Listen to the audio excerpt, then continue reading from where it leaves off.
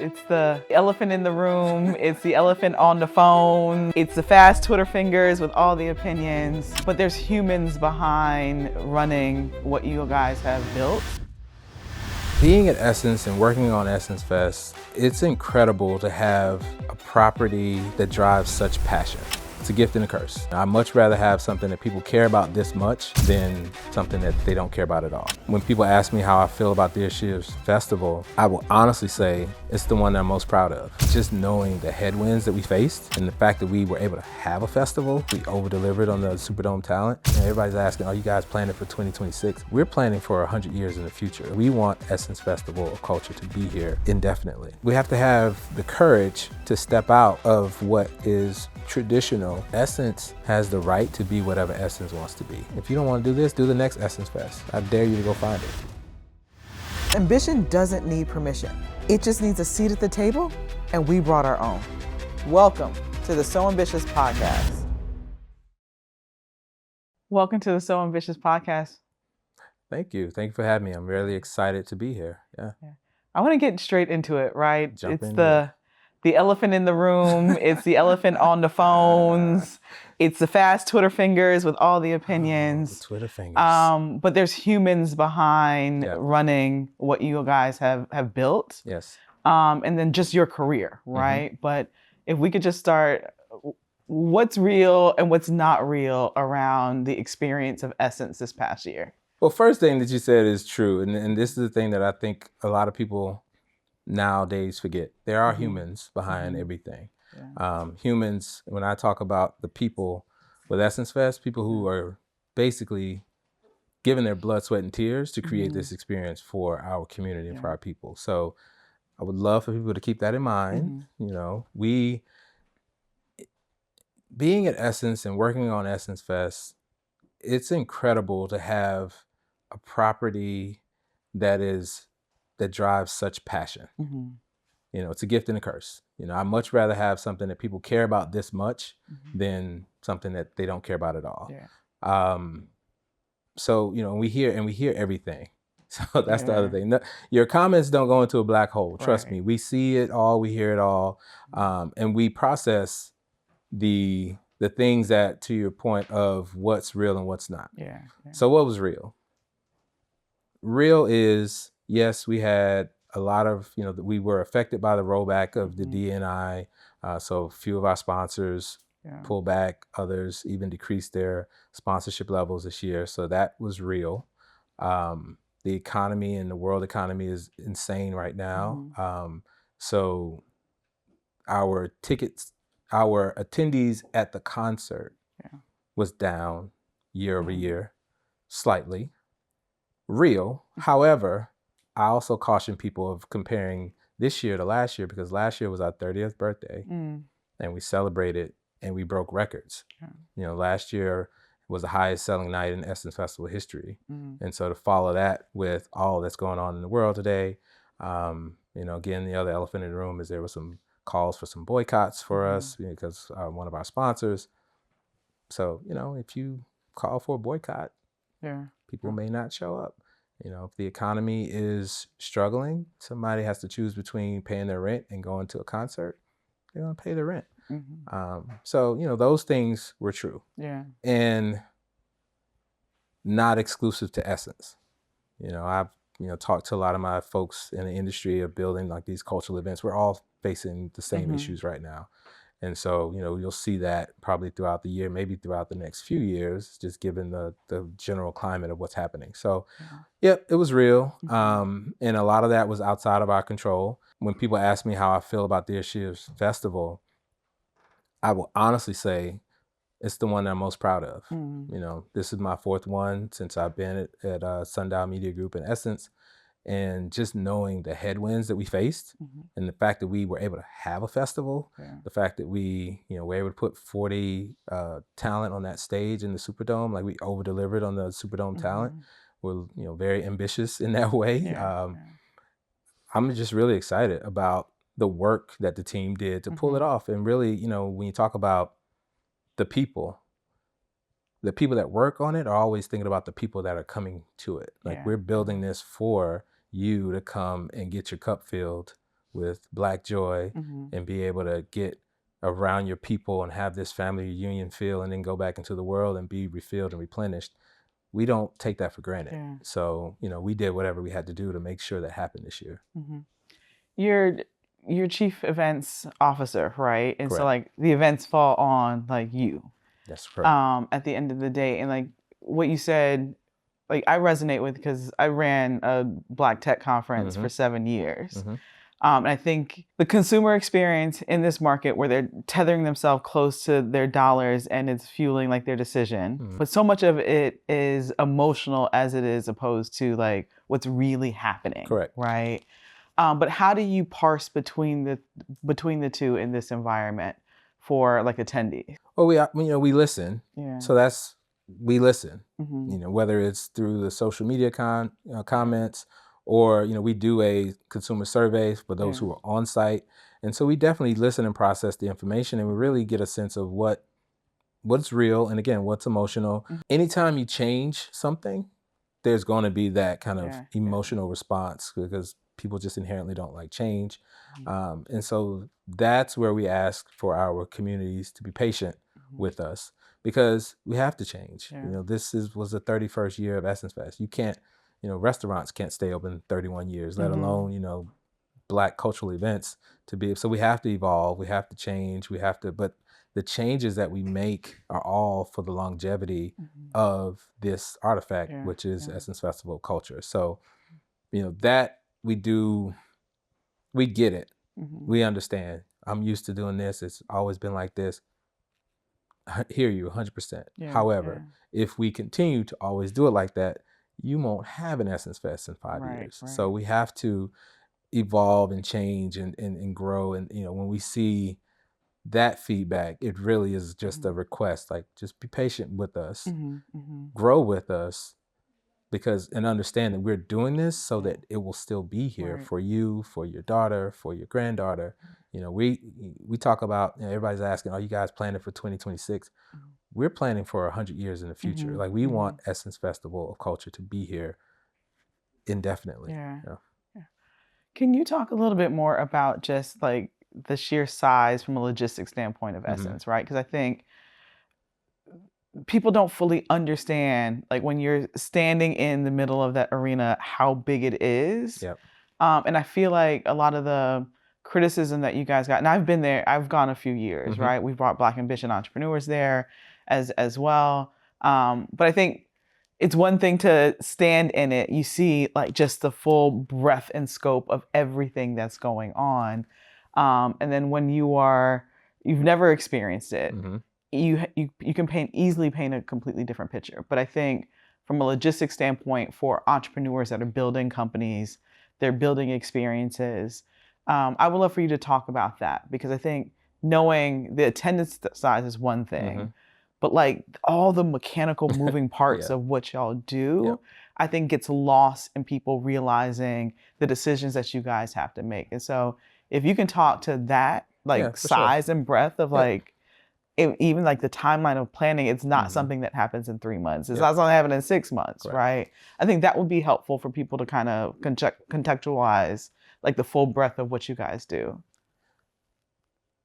Nobody really gets it until they see it. And that's one of the great things of being in the role that I'm in. And when I bring people down to Essence Festival of Culture, they've never been, family members, friends, associates, people I work with. And once they get on the ground, like basically you said it, when you stand in the Superdome and you look around, it's like, oh my God, I get it now. Essence Festival of Culture is a festival in name, but it is a juggernaut when it comes to experiential activation and logistics because it is a 50,000 plus person a day conference. It is a film festival. It is a small business marketplace with over 250 vendors and is a nighttime concert series in a stadium that holds 45,000 people. Any one of those by itself is complex logistical experiential activation. We do all of that in one weekend. And so when you think about, and this is the things that, people, you can't see it and don't understand it. So I love breaking it down for people like that. If you put that together, just the planning, just go and plan a small business marketplace right now for 250 vendors, where you have to make sure they all got their booths and their electrical and they have their marketing material, their loading, like all of that, just that one small piece. Yeah. And so, yes, it is a vast combination of pretty intricate experiential, operational, logistical activations and programs, and then you add on top of that sponsors. You got to activate the sponsor.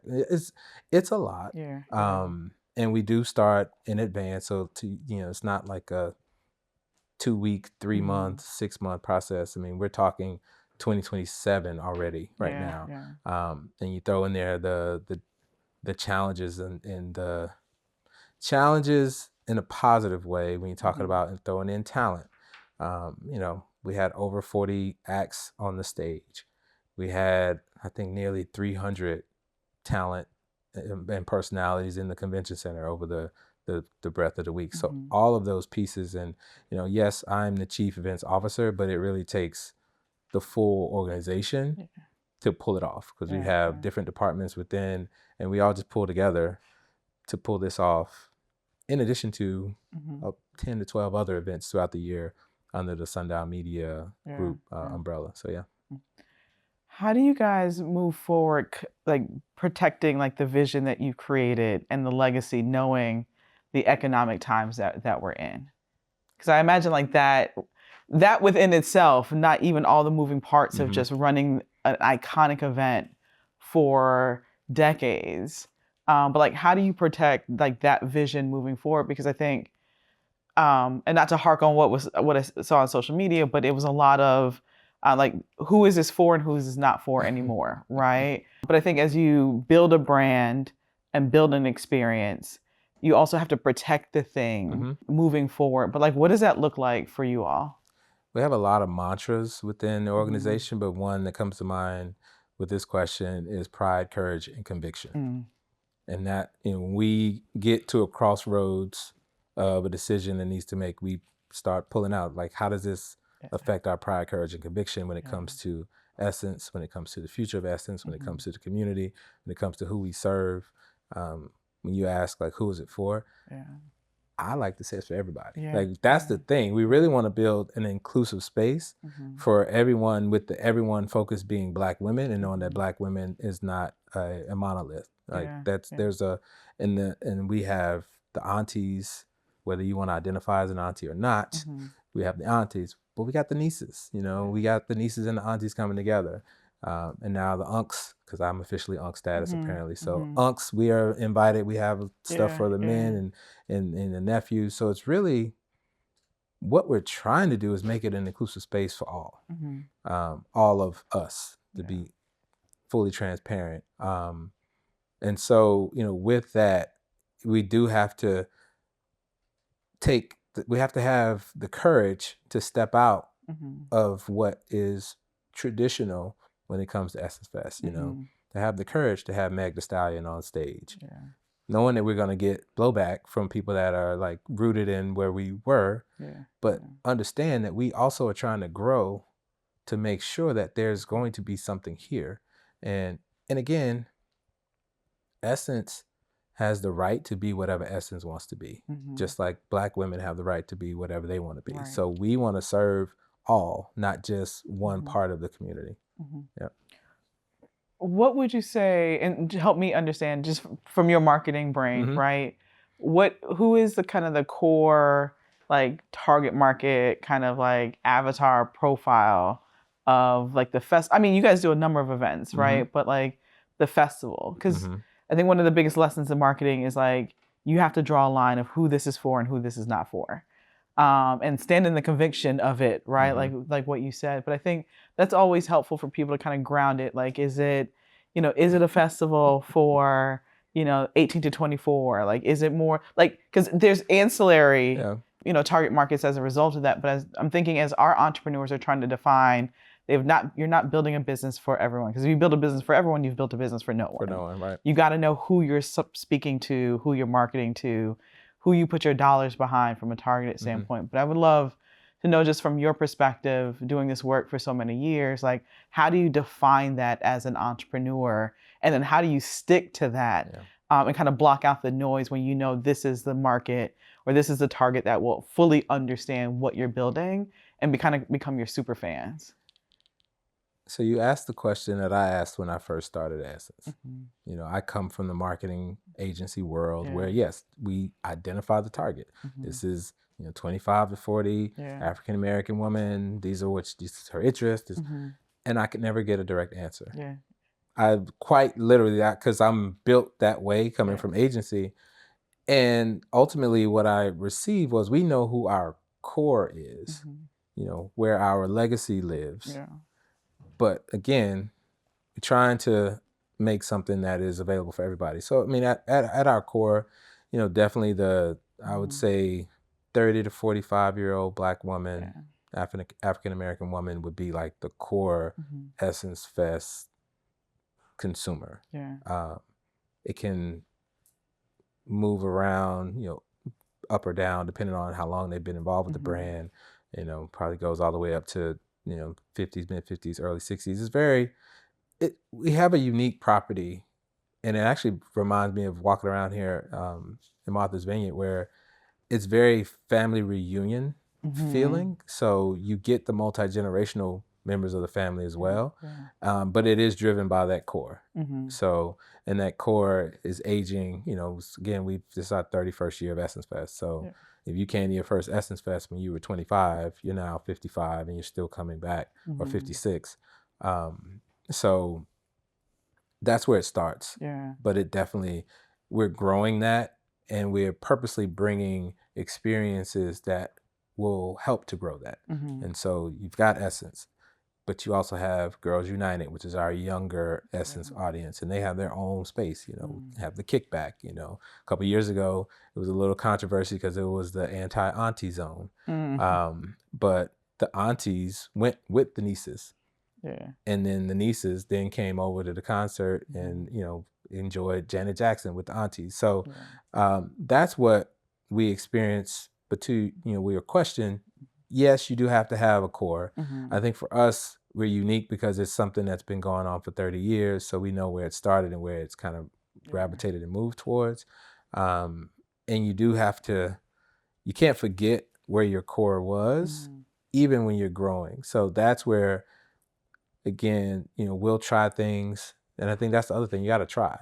You know, we test and learn really quickly. We operate like a tech startup in some cases. You know, it's fail fast, you know, try it, see if it works, see how the audience, because we've got a very vocal community. So we'll know immediately if we strike gold or if we need to retool. And the great thing about working within the Sundial group of businesses and our visionary leaders is that we have that freedom to test and learn. You know, that's another fail fast. So we're going to do it. Let's do it and see what happens. Because what we do know is that we can't break this thing. So let's see what we can do to build it and make it better. You've had a pretty iconic career, right? Why are you laughing? You don't think so? You don't feel it? You know, when you're doing it, you know, you're too busy being you sometimes to see it. So like when I hear that, I'm like, oh, I guess so. Yeah. It's there. I'll accept it. Okay, Thank you. Please do. Right. But take me back to like before all of this, right? Before the titles, before the accolades, before the like cultural impact of the work that you and your team have done. Tell me, who was Michael then, and like how is that kind of led to ascension of what you've done from a career standpoint? How far back you want to go? I mean, we can go left lane marketing back. We can go like, you know. So Michael graduated. First of all, it's just me saying Michael because most people call me Barclay now. It sounds crazy, but that definitely aligns with going back. But he always wanted to be in the entertainment business. He wanted to be in the music business. Why? Well, I love music. Okay. I love music, and I love entertainment. I love movies. You know, just it was always music was always there. You know, whether it was when I was growing up. My mom is she's retired now, retired university president, but she's also a biochemist and research scientist. And I used to spend my Saturdays in the lab when she was getting her PhD. So in the lab, I had my radio, Yeah. you know, and that was music. So just listening to music, that was always my thing. So I really got into the music space, always been my thing, and really wanted to be a professional in the industry. And then when I got to college, I was a rep for Def Jam music for 3 years, and that was a great experience. That's when I really got into marketing and events, because they would send us a bunch of stuff. You know, you get posters, you get the CDs, Yeah. but they didn't send any checks. So we had to figure out how we was getting paid. So that's when I started throwing parties. Okay. And we would be able to get talent to come down. So there was on a promotional tour, I could do an event, and Music Soul Child will pop up on campus or whatever. So that's who that guy was. But he also played it safe. So his degree was in finance. Yeah. I loved numbers and math, and so I figured, why not be a finance major? But shortly after graduating, I knew, because I took a finance job, I knew it just didn't feel right. Yeah. You know, and I was doing a good job. You know, I was managing a $10 billion portfolio, but it was all spreadsheets and, you know, in the office in the cube. And so I got the opportunity to move to New York and be the marketing director for a nonprofit. And that's really when it all kind of switched on for me. You know, I came to New York. I was doing these events for the New York Giants organization, field openings and press events and things at the stadium. And just really, that was my full-time events kickoff when I got into experiential there. And then from there, you know, I had a visionary executive director, and she said, you know, you are really good at this. You should start your own company. Because the company I was working for had a finite goal. Like once we hit 47 fields, and the company renovated athletic facilities for New York City public high schools. So we were given $3 to $7 million football fields to the schools in the city. But once that was done, it was 47 that we identified. That was the end of the program. So she recommended that I start my own agency, take them on as a client for the first, I guess, the last 6 months of the program. And so that's when Left Lane Marketing was born. Failed tremendously, I will say. Yeah, I moved to Atlanta from Brooklyn, went down there, and, you know, had no idea how to run an agency. No clue. And so, you know, I did some decent work, and it's funny, you know, running into folks that I work with, you know, back then, now, but ultimately, you know, failed, moved back to Brooklyn. And while I was in Brooklyn, kind of licking my wounds, got connected with this brother who was a SVP of an agency, a multicultural marketing agency, and we connected really, really well. And ultimately, he offered me a job with his company, but I had to move to Boston. So then I moved to Boston, but I finally learned at that point how to run the marketing agency, and I got to learn, you know, with all of the experience and being on hands-on with that team.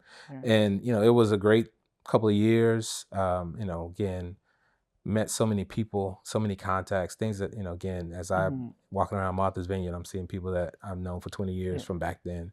You know, when I'm at Essence Fest, you know, people that don't even know I'm at Essence, like, oh my God, I haven't seen you in 15 years, because we worked together in that space. And so, you know, the guy that wanted to be in the music business ended up getting into marketing and advertising, because the marketing that I've always done is always connected to some passion point, and it's always a passion point associated with culture.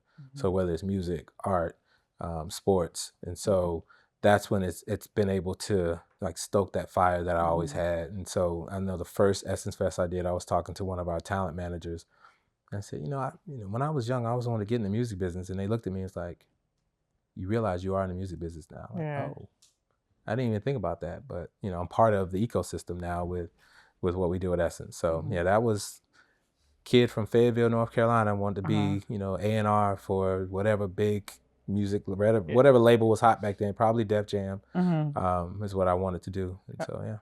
So, I mean, looking back, do you still feel like that first one was a failure? Like, why do you define it as a failure? Well, I won't say failure. Yeah. I learned a lot. Okay. And so I think in the moment, it absolutely felt like a failure. Yeah. When I look back on it though, and I think about like how I look at things now, either you win or you learn. And I learned a lot. I learned what not to do. I also made a lot of connections that helped move me forward in my career. Even to this day, folks that I met during that period, so it was learning. It again, almost, actually over 20 years later, I can say, and the joke is, it was like going to B school, and I paid tuition for 2 years in that business and learned, but it's the best way to learn sometimes is to make the mistakes and you get that knowledge immediately. So, yeah. What are some of the lessons that you learned back then that you still apply to this day? From back then, definitely make sure the contract is worth the work. Make sure you know all your calculations. What does it cost me to do this work? What is the fee that I want to take from it? What am I willing to take? Because there's going to be a negotiation piece. So you have to know exactly, is it worth it? Is it not? All business ain't good business, as people say. How do you decipher between that?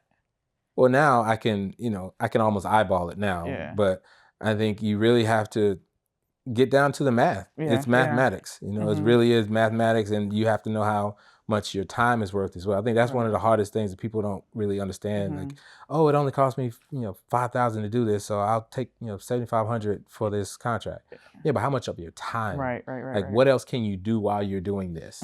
If you can't do anything else, then you need to block out your time and then figure out what that time fee and value is. And so, like, that is one of the things that you don't really understand until you unless you hear and get the lessons from somebody who's done it, or you go through it and like, oh, I'm doing this and it sounded good in the contracting phase, but now, I can't do anything else. And it's not this little bit of fee that I'm charging them is not enough to pay the bills and pay for my time that's not here. So I think that's, you definitely got to know where your numbers are, get those straight. Do you feel that that's a bit of art and science, and which one does it lean more on?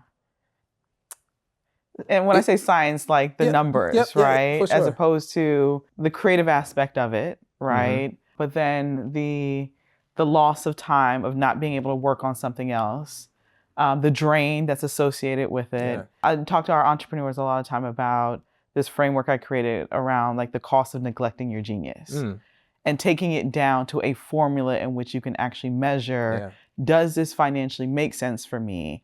And what is the toll associated with doing something that's out of alignment because it's just a check, or it's not big enough, right? Or what happens, or the lifetime value of this thing if it's done right or if it's done wrong. And so I think there's all these other things that people don't factor into it. I need that. Yeah, by the way. I'll send it to you. I still need that to this day. I need that. But sometimes it's a feeling and an emotion, right? When you say like, at this point I can eyeball it, right? But that doesn't come from just like looking at the thing. That comes from all the years. Correct. But how much of it do you feel is that from like an art kind of science kind of, Honestly, I think most of it. So the science is easy for the most part. Because you got cost, you got expenses, that. But yes, the art part is, what is it taking from me? What is it giving to me? Because there might be something that, I'll take that I know is not making any money or breaking even, or either I'm investing in it, but I know that it's going to lead to something else, down the road. So it's probably a bigger art play than it is science, because when you come down to the decision, it's so many other factors outside of the dollars and cents. But you got to at least, like, that part, you can do that in a 30-minute exercise of what your costs are. But then you spend the majority of the time kind of identifying, what is it? How is it? How will I be able to use this for the next thing? Or who is this person that I'm working with, or this company? Are they worth the investment and the time? So the art part, and I love to hear that you already have kind of like this formulaic. I got to see it, because again, for me, it's eyeballing based on past experience and also industry knowledge, and then network. Because you call people like, yo, is this person, they trying to do this thing, it's not going to cost a lot. I don't really get a good read on them. What do you think? And so that too, you have to really consider if you have kind of that trusted network of folks, especially when you see there's connectivity, and really get the download on it. It's like, is it worth it? And people will tell you like, nah, bro, I wouldn't do that. It looked like good money, but it's gonna be this, and this. Yep, nope, yeah. How do you become faster in like decision making around that, right? Being much more decisive. Because I think a lot of people suffer from analysis paralysis. I feel like I have done that over my career, and I get to a point where like, Felecia, you need to make a quick decision, and that's like a muscle I've had to. But I imagine like looking at your career, you've like exercised that muscle of making quick, decisive decisions. That have led to you being able to move mountains and a lot of things that you've done. But like, is that something that you had to do over time? Is that something you're still working on? Talk to me a little bit more about that. I think first you have to, and this is going to sound cliche, but you really have to be quiet sometimes, because most of the time, what I have come to realize is that most of the time you know what you're supposed to do. You know what's the right thing to do, but then fear will get in there. If I don't take this, and I won't have another opportunity, or I really need this money, and all those things. So you really just have to listen to your gut, your heart, or whatever you listen to. Something's telling you whether it's the right move or not, and really focusing in on, if you're starting to get that noise, identify what that noise is. Like, why am I afraid to do this? What is it that's telling me that this is not the right thing to do, even though I want to do it? And once you start to realize your, again, buzzword, your implicit biases or your fears, and you're like, I'm just afraid. But it all makes sense, I should do it. Then you can get faster at that. Because I do think, especially when you're, starting up, or you're in a position where you don't feel like you can take a lot of risk, that's the other thing. If you're risk averse for whatever reason, different seasons calls for different levels of risk tolerance. That's when you start to kind of get those other voices, even though here you feel like, this could be really dope, or this is something I really want to do, but then I wouldn't be able to do this, or it's not paying enough, and then you start to do that spiral. So I feel like you should definitely have that moment where you don't listen to those voices and really get quiet and really figure out what it is. And then again, once you identify that that's part of your process, then you can get a lot quicker at that. What does that look like for you specifically, though? Like, is that, I know for me, getting on the airplane will quiet all the things and allow me to focus, right? It's a vacuum of sorts. The dings aren't going off. I can't really check my email. The Wi-Fi is not working that good. So it allows me to like focus. But I think a lot of people just struggle with getting quiet or finding a space that allows them to do that. What does that look like for you? Well, I love the plane. Like, in the air it's so peaceful. I walk every morning, at least try to. I live in Chicago now, so it's only like 7 months maybe out the year that I can walk outside, 7 to 8. So walking in the morning with my music, that helps me kind of process things and think. But definitely love to do those kind of quiet moments. In the air for sure is great. I try not to work when I'm in the air. I know it's, we have Wi-Fi and all of that, you can, but I think I feel more creative, and I can actually think through things, and I like to write things out. Like, as much we have, all the technology with the keyboards, I still write. So I imagine leading events and marketing over the years, like, you have figured out a way to cultivate and then also protect relationships. What is your advice around that for entrepreneurs? Be honest and transparent in your relationships. And that's very important to me, because you need them. You need your relationships I mean, I couldn't do any of this stuff without my network, without my relationships, without people being able to trust me with their relationships. And so if you can't do something, or if something's going to take a little longer, you're talking about payments, contracts, whatever it is, I like to just be upfront. People want to work with us, like, hey, that's cool. But as my friend, associate, business partner, let me just tell you what it is. Let me be clear with you. So if it goes one way or the other, you can at least, you now have all the information you need to make the decision or the choice. And then also, don't be transactional with your relationships. It's easy to just call somebody when you need something, but it's so transparent. And then and then depending on the level within their career, industry, whatever of that contact, they get that all the time. And you don't want to be that person. Oh, yep, here he goes. He must want some tickets, or he wants this or wants that. And if you know how to cultivate your relationships properly, you'll get those things without having to be, or you'll get the connections, or you'll get the opportunities without having to be so, transparently like transactional. So it's really nurturing, being honest, but also nurturing those relationships, and just, check in too, especially as you're trying to grow. I think the check-in when you're basically reaching up to the next level is important, because that level is inundated and busy, and they may not be able to get at you exactly when you reach out. And that's honestly how I got into the agency space. I checked in with, when I was talking about the agency that I went into, I checked in with the SVP over there for a year and a half. What do those check-ins look like?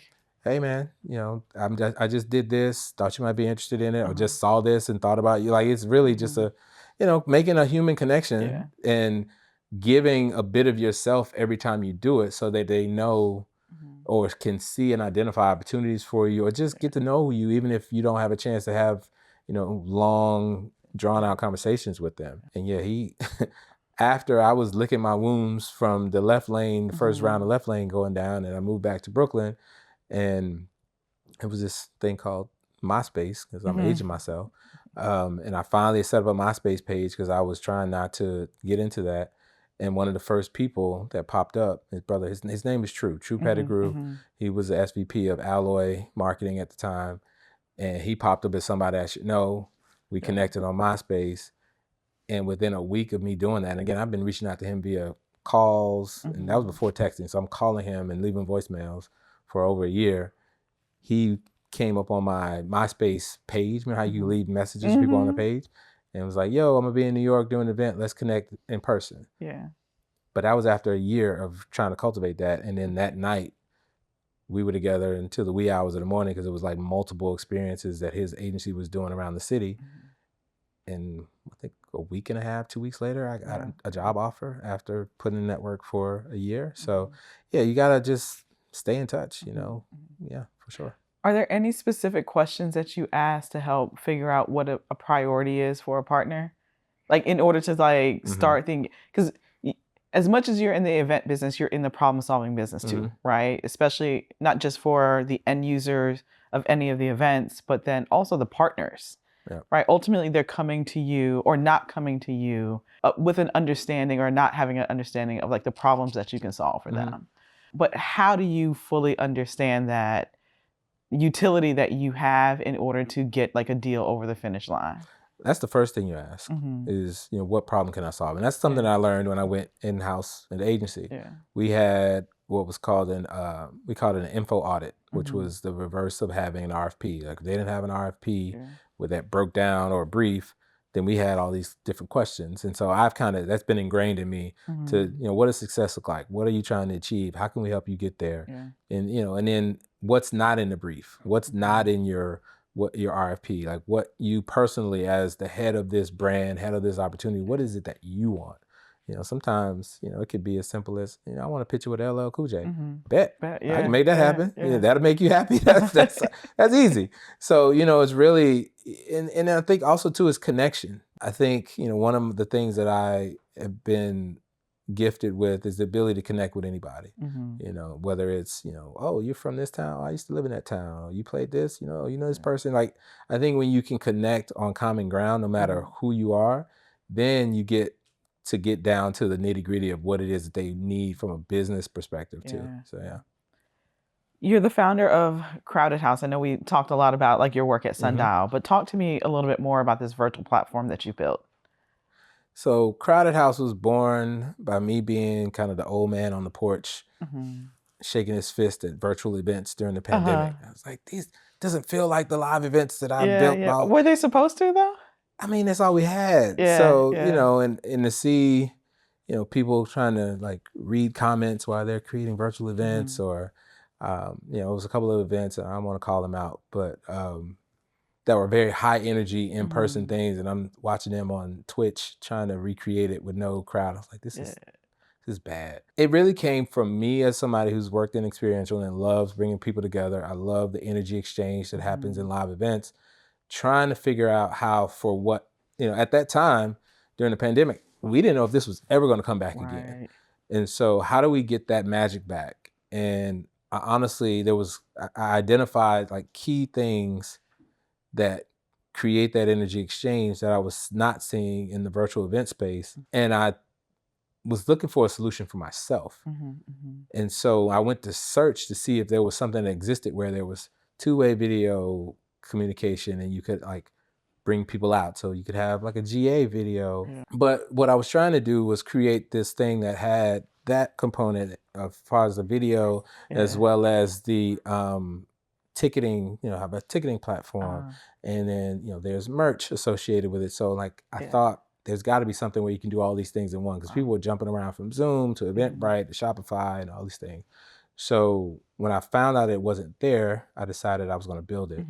Didn't realize how big of an undertaking that was as a non-tech founder. So, and trying to find developers is like finding a good mechanic. So I've run through a couple so far. I found a good group now. But so that was the core, was to try to create a more immersive virtual event platform. Now, what I've come to find out, so this is a great thing about being in the tech space, is there's a broader audience than just what I know. And so now we're getting into the creator economy. So, as a creator who's already built an audience, you're trying to monetize your audience. It's a self-serve platform where you can create any experience or whatever you need to do during that time. So, that's what Crowded House is. We're in the early stages of development, working on the MVP right now. And really excited about how we're going to bring that to life. And, as I continue my work with Sundial, I see more of the need for this, because at one point I was like, pandemic's over, everybody's outside, we don't need this anymore. But we do, because the thing about the pandemic, it expedited consumer behavior in a way on certain things. So the adoption for virtual events and things like that was something that people still crave and still utilize. So I feel like so much of our conversation and like the work that you have done, like if I can sum it up, is like you have been a steward of culture. But like we're also in this moment where I feel like culture has to have a new value proposition, like the attacks on DI and like all of the things, right? What do you feel that new value proposition is for you and your work? And what does that value proposition need to be for entrepreneurs whose work, their business models are rooted in celebrating our culture? That's a good one. That's a good question, because culture is very hard to put KPIs against. And that's really the work that we do every day when we're working with our partners. Now, most of our partners get it, because our partners, the people out on the front lines working with us, are us. But when you have to justify being in that space of culture, you do have to figure out ways of, like, how do I show that there's value here? And so I think you just have to be creative, especially if you're starting a platform or starting from a place of building a cultural event or just property. And you really have to find out what makes you different. When it gets down to it, like, we have a great sales team. Sometimes some of the sales process comes down to what I call spots and dots, which is just pure impressions, this, that, or the third, what the CPMs are and all of those. But I have to, I coach the teams, like, what is the experience though? And where else can you get it? Like, where else can you get an Essence Fest experience? I mean, if you can't get it anywhere else, then That's the thing. Now you're starting to figure out how to really evaluate this situation. It's not going to necessarily, like, I'm not going to be able to compete with, in the media space. I don't know, how much the audience or you or anybody else knows about media and the cost for all of the advertising things, but we are constantly getting, ding, oh, you guys are just more expensive than, this general market media platform. But it's a premium experience again. Correct. and you're not getting this anywhere else. Yeah. Where can you get this high concentration of this particular consumer group, cultural group, community? One weekend, you have them all to yourself, brand X, Y, and Z. So you really do have to pull out what is your differentiation from something that is not digging into the culture that you're digging into. Yeah. Because that's where you find the true value. Because if they want what you have or what your community you've built and they have to come to you for it, then that's a premium. Absolutely. And that, no matter what they try to say, because they're going to try, because I mean, that's part of the negotiation. But, you know, all right, if you don't want to do this, then go do the next Essence Fest. Yeah. I dare you to go find it. And so, yeah. Awesome. Michael, thank you so much for your wisdom, what you have done for our community and our culture, the experience that you create and have brought into homes and cities and communities and on stages, and like you just sharing your genius with us. Thank you so much for your time today. No problem. Thank you so much for having me. This has been great. Thank you. Amazing.